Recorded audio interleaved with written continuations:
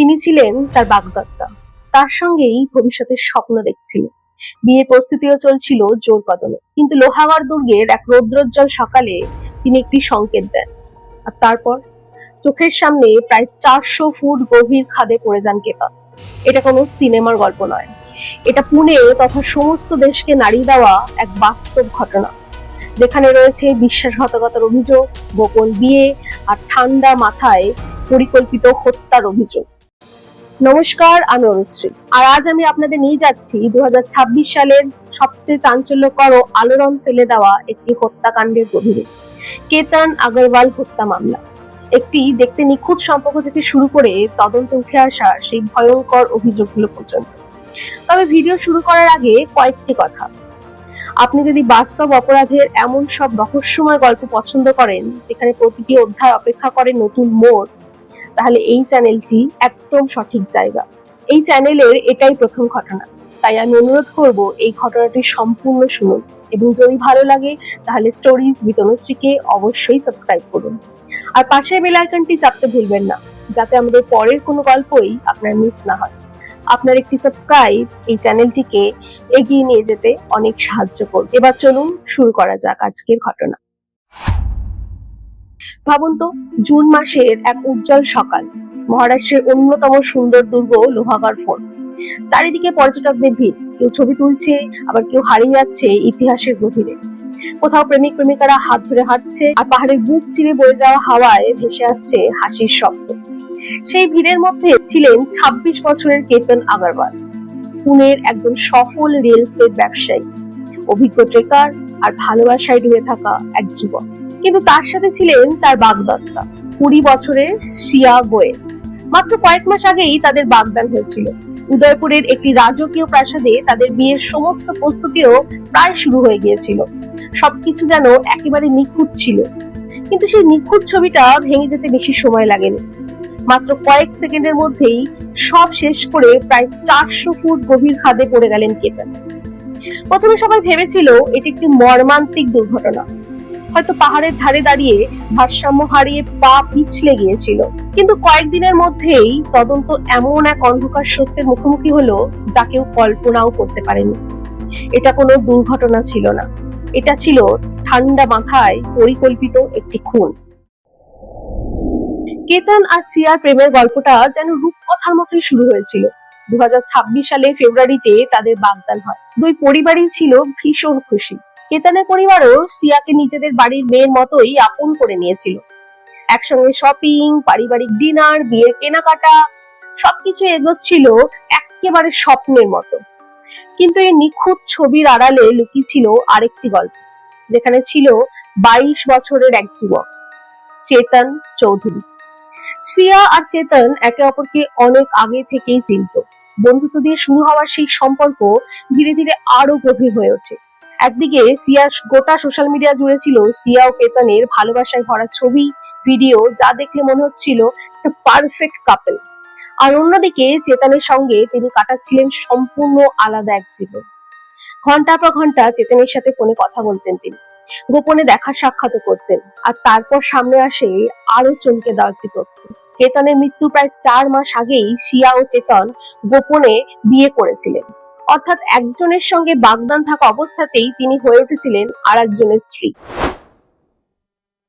2026 সালের 18 জুনের সকালে কেতন আর শিয়া পৌঁছান লোহাগড় দুর্গে। কেতন জানতেনই না এই জায়গায় শিয়ার এটাই প্রথম আসা নয়।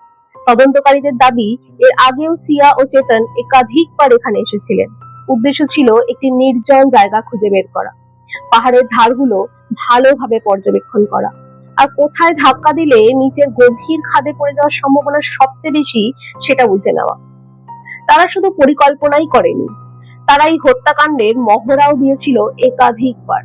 পুনের লুল্লানগরের কাছে একটি ছোট্ট টিলায় দাঁড়িয়ে তারা বারবার অনুশীলন করেছিল পরিকল্পনা অনুযায়ী সিয়া কেতনকে নিয়ে পাহাড়ের একেবারে ধারের দিকে হাঁটতে যাবেন। ঠিক সেই সময় তিনি হঠাৎ নিচে বসে পড়বেন, হয় জুতোর ফিতে বাঁধার অজুহাতে, অথবা জল খাওয়ার ভান করে। আর এটাই হবে তাদের সংকেত। শিয়া বসে পড়ার সঙ্গে সঙ্গে কাছে লুকিয়ে থাকা চেতন এগিয়ে এসে কেতনকে সোজা খাদে ধাক্কা দিয়ে ফেলে দেওয়ার কথা ছিল। আর শেষ পর্যন্ত ঠিক সেটাই ঘটেছিল। পরে সামনে আসা সিসিটিভি ফুটেজে দেখা যায় হুডি পরা এক ব্যক্তি দূর থেকে কেতন আর শিয়াকে অনুসরণ করছে। ফুটেজে আরো দেখা যায় শিয়া বারবার পেছু ফিরে থাকাচ্ছে, যেন কারোর জন্য অপেক্ষা করছে। পুলিশ ঘটনাস্থলে পৌঁছালে শিয়া প্রথমে দাবি করেছিল কেতনের পা পিছলে গিয়েছিল, কিন্তু কেতনের পরিবার এই কথা একেবারেই বিশ্বাস করতে পারেনি। তাদের প্রশ্ন ছিল, একজন অভিজ্ঞ ট্রেকার যিনি বহুবার কঠিন পাহাড়ি পথে ট্রেক করেছেন, তিনি কি এত সহজে ভারসাম্য হারিয়ে খাদে পড়ে যেতে পারেন? তদন্ত যত এগোতে লাগলো ততই একের পর এক চাঞ্চল্যকর তথ্য সামনে আসতে শুরু করলো। তদন্তকারীদের দাবি, সিয়া বিয়ের কেনাকাটা ও বিভিন্ন খরচের কথা বলে কেতনের কাছ থেকে প্রায় 1 কোটি টাকা নিয়েছিলেন। কিন্তু সেই টাকা কোথায় গিয়েছিল নিশ্চয়ই আপনারা অনুমান করতে পারছেন। সেই অর্থের বড় অংশই পৌঁছে গিয়েছিল চেতনের কাছে। এরপরই তদন্তকারীরা খতিয়ে দেখেন দুজনের মোবাইল ফোন, আর সেখানে উঠে আসে এমন কিছু তথ্য যা পুরো ঘটনাটিকে আরো ভয়ঙ্কর করে তোলে। তদন্তে উঠে আসে বিস্ময়কর তথ্য। অভিযোগ অনুযায়ী মাত্র 6 মাসে সিয়া ও চেতনের মধ্যে হয়েছিল 2000-এরও বেশি ফোন কল। মোট কথা বলার সময় ছিল প্রায় 238 ঘন্টা। আর এই সবই চলছিল যখন শিয়ার বাগদান ছিল কেতনের সঙ্গে।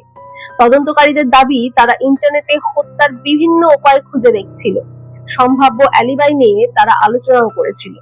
এমনকি পুলিশের নজরে রাতে চেতন ঘটনার দিন নিজের মোবাইল ফোন দোকানে রেখে অন্য একটি ফোন ব্যবহার করেছিলেন। আরো একটি বিস্ময়কর তথ্য হলো, কেতনকে হত্যার চেষ্টা এর আগেও একাধিকবার করা হয়েছিল। খুনের মাত্র 4 দিন আগে অর্থাৎ 14 জুন এই লোহাগড় দুর্গে কেতনকে ধাক্কা দিয়ে ফেলে দেওয়ার চেষ্টা করা হয়েছিল। তবে সেদিন কেতন শেষ মুহূর্তে একটি ঝোপ আঁকড়ে নিজের প্রাণ বাঁচিয়ে ফেলেন। তখন সিয়া দ্রুত একটি গল্প বানিয়ে ফেলে, সামনে নাকি একটি সাপ দেখতে পেয়েছিল। সেই কারণেই তিনি কেতনকে ধাক্কা মেরেছিলেন। কেতনের মৃত্যুর পর যখন তার পরিবার শোকে ভেঙে পড়েছে, তখন শিয়া সমাজ মাধ্যমে একটি আবেগঘন ইনস্টাগ্রাম স্টোরি পোস্ট করে, তার জন্য শোক প্রকাশ করেন। অথচ তদন্তে উদ্ধার হওয়া ব্যক্তিগত চ্যাটে উঠে আসে সম্পূর্ণ ভিন্ন তথ্য। 2026 সালের 23 জুন পুনে গ্রামীণ পুলিশ শিয়া গোয়েল ও চেতন চৌধুরীকে গ্রেফতার করে। যে তরুণীকে সবাই কেতনের আদর্শ বাগদত্তা বলে মনে করতেন, তার বিরুদ্ধে ওঠে ঠান্ডা মাথায় পরিকল্পিত হত্যার অভিযোগ। পুলিশ হেফাজতে যাবার পর দুজনেই নিজেদের দায় এড়ানোর চেষ্টা করেন। সিয়া বলেন কেতনকে ধাক্কা দিয়েছিল চেতন, আর অন্যদিকে চেতনের দাবি ছিল পুরো পরিকল্পনার মূল ধারণা এসেছিল শিয়ার কাছ থেকে।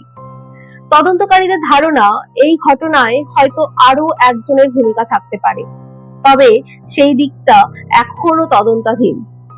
2026 সালের জুলাই মাস পর্যন্ত সিয়া গোয়েল ও চেতন চৌধুরী বিচার বিভাগীয় হেফাজতে রয়েছে। আদালত তাদের আরো পুলিশ হেফাজতের আবেদন খারিজ করেছে। তদন্ত এখনো চলছে। গোপন বিয়ের দাবিটি যাচাই করা হচ্ছে। প্রায় 1 কোটি টাকা লেনদেনের উৎস ও গন্তব্য খতিয়ে দেখা হচ্ছে। পাশাপাশি মোবাইল চ্যাট, মুছে ফেলা ছবি, লোকেশন হিস্ট্রি সহ ডিজিটাল প্রমাণগুলো তদন্তকারীদের সামনে একের পর এক গুরুত্বপূর্ণ তথ্য তুলে ধরছে। এদিকে কেতনের পরিবার এখনো গভীর শোকে ডুবে রয়েছে। পরিবারের দাবি, এই ঘটনার মানসিক আঘাত সহ্য করতে না পেরে কিছুদিনের মধ্যেই কেতনের দাদু মারা যান। আজ আপনাদের জন্য রইল একটি প্রশ্ন, আমরা যাদের সবচেয়ে বেশি বিশ্বাস করি তাদের আসলে কতটা চিনি? একজন মানুষ তার আসল সত্যিটা প্রকাশ পাওয়ার আগে পর্যন্ত ঠিক কতগুলো মুখোশ করে থাকতে পারে? এটা শুধু একটি খুনের ঘটনা ছিল না, এটা ছিল লোভ, প্রতারণা আর দৈত্য জীবনের এমন এক অন্ধকার গল্প, যার শেষ পরিণতিতে প্রাণ হারাতে হয় এক নির্দোষ মানুষকে। যে নারী তার সারা জীবনের সঙ্গী হওয়ার কথা ছিল, সেই নারীর কারণেই তিনি হারিয়ে গেলেন গভীর খাদে। যদি এই ঘটনাটি আপনাকে ভাবিয়ে তোলে, তাহলে ভিডিওটি ভালো লাগলে একটি লাইক করবেন, আর কমেন্টে অবশ্যই জানাবেন আপনার কি মনে হয়, এই মামলায় শেষ পর্যন্ত ন্যায় বিচার হবে? আজ এ পর্যন্তই। কৌতূহলী থাকুন, নিরাপদে থাকুন। আমি অনুশ্রী আজকের মতো বিদায় নিচ্ছি। স্টোরিজ উইথ অনুশ্রীর সঙ্গে এতক্ষণ থাকার জন্য আপনাকে অনেক ধন্যবাদ।